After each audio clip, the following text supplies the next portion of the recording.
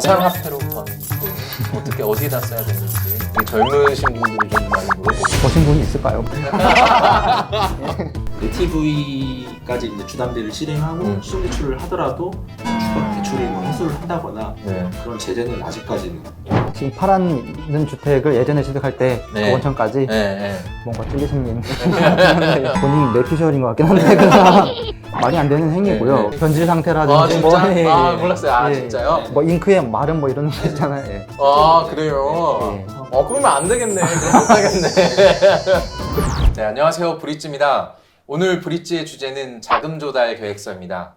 자, 이번 9월부터 자금 조달 계획서 제출이 강화가 됩니다. 그래서 오늘 전문가 두 분을 모셨는데요. 6월 달에 한번 저희가 모셨던 분들입니다. 유튜브 세금폭탄 처리반 채널을 운영 중이신 이영훈 신영증권 세무사님과 장민 세무사님 두 분 모셨습니다. 네, 안녕하세요.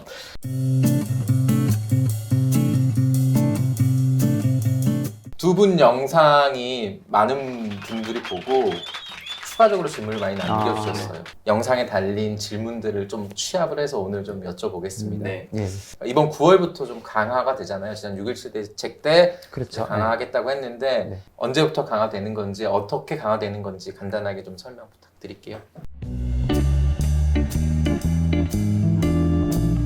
일단 부동산 신고, 거래 신고 등에 관한 법률 시행령이 9월달에 개정이 예정되어 있고 네. 공포가 되면 공포된 이후부터 네. 그 규정이 적용이 되거든요. 네. 그래서 지금 현재는 자금 조달 계획서 제출 기준이 규제 지역, 네. 조정 대상 지역하고 투기 과열 지구는 3억 원 이상, 네. 비규제 지역은 6억 원 이상의 주택을 취득하는 경우에 자금 조달 계획서를 제출하고 네. 또 투기 과열 지구에서는 9억 원 초과 주택을 취득하는 경우에는 증빙 자료까지 제출하게끔 되어 있습니다. 그렇죠. 의무적으로. 네. 예. 근데 그게 이제 9월달에 네. 제출 대상 범위가 확대가 되는 거죠. 네. 금액 기준이 3억 원 기준하고 9억 원 기준이 이제 없어지는 거예요. 그래서 규제 지역에 있으신 분들은 이제 금액에 상관없이 다 이제 해당이 된다라고 보시면 될 것 같습니다. 그리고 투기과열지구도 금액에 상관없이 집을 사면 15개 증빙자료 무조건 네, 다 이제 무조건 제출해야 제출하셔야 됩니다. 되고 네. 아직 공포가 안 됐지만 네. 10월과 8월에 계약을 체결하신 분들이 궁금해하세요. 네. 네. 잔금이 10월, 뭐 11월 이런데 내가 해당이 되는지. 자금 조달 계획서 제출은 계약일 기준으로 제출하기 때문에 예. 제정된 시행령이 공포되기 전에 네. 계약한 부분에 있어서는 기존 규정을 적용을 받고 네. 이후에 계약분부터는 새로운 규정을 적용받아서 아, 예. 제출이 되면 되겠습니다. 그다음 저희 영상에 달린 질문들 네. 다시 쭉 여쭤볼게요.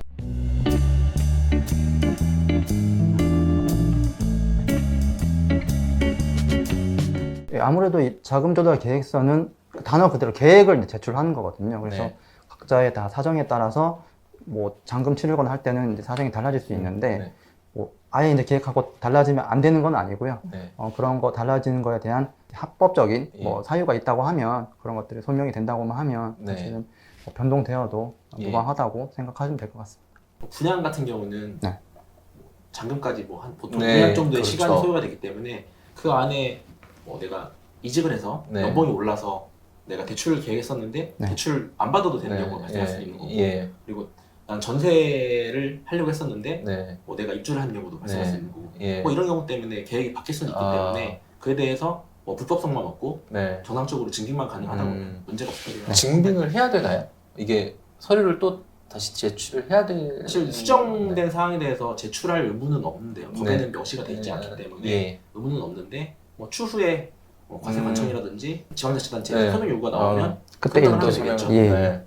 공동명의라고 하면 이제 주택을 취득하시는 분은 본인 명의로 취득을 해야 되는데 네. 그럼 공동명의에 있는 본인 지분이 있을 거잖아요. 네. 토지 매각 대금 예. 중에서 그 부분에 해당하는 만큼만 이제 본인 자금이 되시는 거고 네. 만약에 토지 매각 대금이 뭐 생각했던 것보다 뭐 많거나 적을 수 있을 수 있는데 가족들 중에 타인으로부터 만약에 혹시 네. 추가적인 자금을 차용해야 되는 부분이 생길 수도 있어요. 그렇게 되면 그 부분에 대해서는 뭐 차용을 하든지 아니면 그 초과하는 부분만큼만 또 증여로 해당해서 이제 신고를 하시든지 그렇게 판단을 좀 하셔야 될 것 같습니다. 그러니까 대략적으로 자기가 금액을 적어 놓으면 그렇죠. 된다는 예, 거죠. 예, 예. 꼭 정확할 필요가 네. 없다는 거죠. 네, 그렇습니다. 일단 자금 조달 계획서는 순수 부동산 취득 자금을 기준으로 작성을 하는 거기 때문에 대출을 내가 받는데 그 기타 이사 비용이라든지 예. 취득세 때문에 더 받아야 된다. 그러면 대출 받은 금액 중에서 네. 실제 주택 취득 자금으로만 포함되는 금액까지만 자금 조달 계획서에 기재를 하시면 되겠습니다. 네. 대출 총액을 적으실 필요는 없는. 이나 네. 일반 매매나 네. 마찬가지입니다. 어차피- 그러면 네. 이게 당첨이 되고 이것도 한 달 내에 네. 제출을 해야 그렇습니다. 되는 거죠. 예, 예.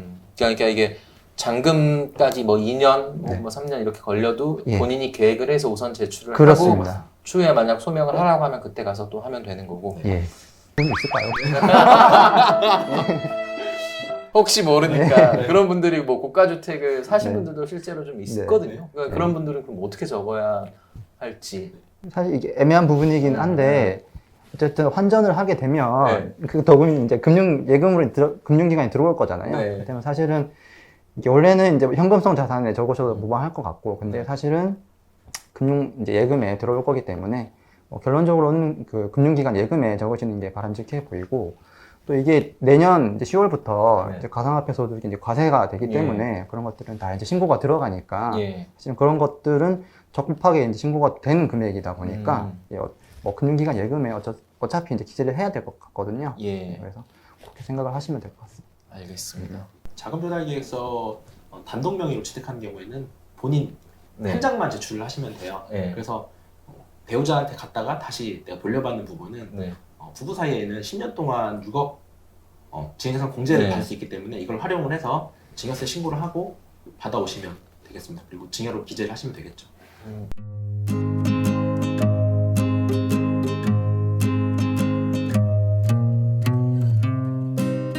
이게 기존 주택 매각이 이제 남편 명의로 되어 있는 건가요? 예, 100%? 예. 그렇게 되면 그 처분 금액은 이제 온전히 남편 자금이 되는 거고요. 네. 그런데 이제 공동 명의로 취득을 하시려고 하면 네.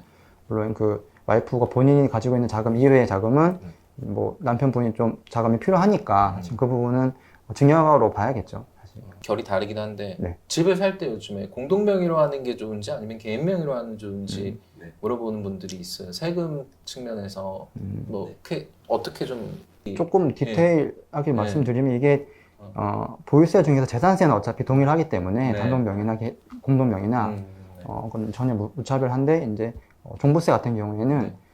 이게 반반 나눠지잖아요. 예. 그런데 그렇게 되면 각각 6억 원씩 빠지고 네. 계산이 될 텐데 이런 경우 있습니다. 사실 그러니까 한 채를 1세대 1주택이면 예. 9억 원이 공제가 되고 네. 그다음에 추가적으로 물 연세가 있다고 하고 오래 보유하면 네. 사실 장기 보유가 되고 근로자 공제가 이제 법이 바뀌게 되면 내년부터는 맥시멈 80%까지 되기 때문에 상황이 이제 이건 단독 명의가 유리할 것 같다 하면 굳이 이제 공동 명의로 하시는 것보다 유리한 세금 구간이 나올 수는 있거든요. 그래서 그래요. 무조건 공동 명의가 좋은 거는 아닙니다. 예. 한 채만 상담을 있다고. 받아봐야겠네요. 근데 예. 일반적으로는 일반적으로. 예. 일반적으로 이제 명의가 나눠지니까 아, 대부분은 유리한데 그런 부분. 집을 사서 오랫동안 보유할 사람이면 좀 따져봐야 되는 그렇죠. 한 채로. 한 채로. 예. 채로 있으면. 네네.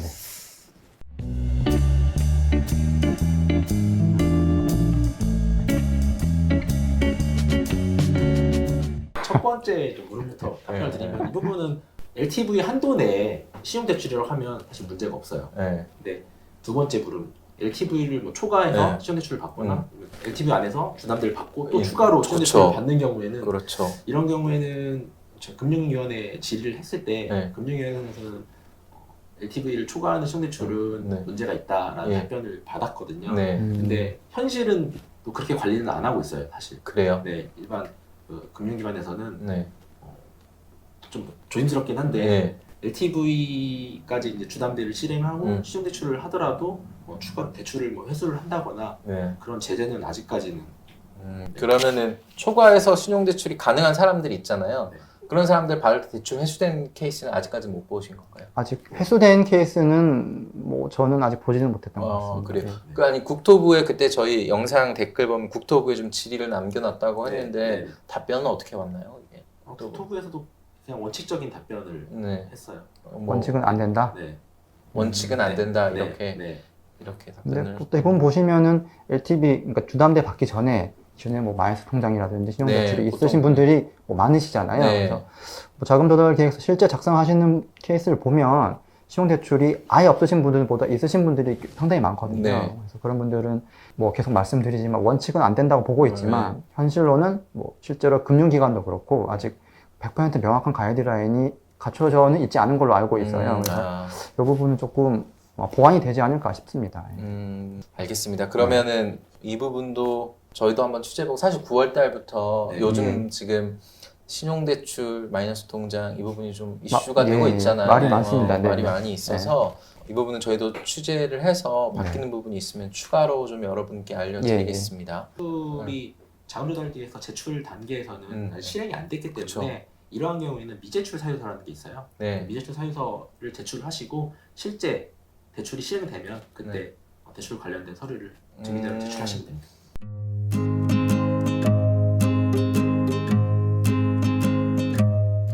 A은행에 대출을 받아서 네. B은행 예금에 넣어놓게 되면 그게 실질은 대출이잖아요. 이제 예금이 네. 아니잖아요. 네. 그래서 원천을 생각하시면 네. 이건 판단하기가 쉬우실 것 같아요. 그래서 음. 내 예금에 있다고 하더라도 뿌리가 이제 대출이기 때문에 네. 이거는 이제 대출로 기재하시는 게 맞겠죠. 음. 있는 주택을 예전에 취득할 때 그 네. 원천까지 네, 네. 뭔가 찔리시는 게 있는데 정확하게 알려주셔야 될 것 같아요. 그래서 네. 조사하는지. 예. 이거는 뭐 케이스 바이 케이스라고 일단 말씀드릴 수밖에 없고 만약에 지금 주택을 취득하시는 분이 과거 주택을 취득할 때 그걸 취득할 수 있는 능력이 되시는 분이라고 하면 뭐 조사나 뭐 소명이 나올 확률은 떨어지는데 네. 그 능력이 안 된다 그러면 네. 조사가 나올 수 있는 확률도 높아지겠죠. 그렇죠. 아, 그리고 실제로도 그런 사례가 있었고 네. 그런 사례는 할머니하고 네. 그 미성년자 어린 자녀가 네. 공동 명의로 부동산을 취득하고 있다가 네. 그걸 처분한 다음에 그 처분 자금으로 새로운 부동산을 취득했을 때 조사가 나왔던 사례가 네. 있었거든요. 예. 그쵸. 이제 좀 추가적으로 질문을 드리면, 그러니까 직장 생활을 요즘 뭐 25살, 26살 시작을 하잖아요. 네, 네, 직장 생활 시작한 사람이 부모님 도움을 좀 받아서 결혼하기 전에 주택을 미리 구매한 사람도 꽤 있어요. 예. 그런 케이스들이 있고, 그때 부모님한테 분명히 증여를 받았을 거, 일부 받은 사람이 있어요. 네, 5천만 원을 초과해서. 예. 근데 본인이 내가 직장 생활하고 있고, 그래서 차용증을 뒤늦게 작성을 해서, 난 차용증도 썼다. 네. 나 이자는 현금으로 줬다. 이렇게 주장하는 사람이 있으면 이거는 어떻게 되나요? 부랴부랴 차용증을 만들어서 네. 뒤늦게. 네. 근데 이제 그렇게 그거- 하면 네. 된다. 막 이렇게 주장하는 사람들이 있어서. 네. 그건 내피셜인 것 같긴 한데 그 사람 사실은 뭐 말이 안 되는 행위고요. 네, 네. 왜냐하면 그렇게 이제 넘어갈 수 있다고 하면 네. 그런 분들은 입증이 해야 할 문제인데 네. 기존에 차용증을 했다고 가정을 하면 네. 그 사이에 음. 이자를 어쨌든 변제하는 모습이 분명히 나타났어야 될 텐데 그러면 그거는 계좌상 드러나야 된다는 거네요. 그런 그렇죠. 거죠. 예. 그러니까 현금으로 줬다는 건 입증을 못 하는 거죠. 그러니까 저희가 소명을 하려고 그러면 네. 객관적인 자료를 그렇죠. 제시해야 되는데 네.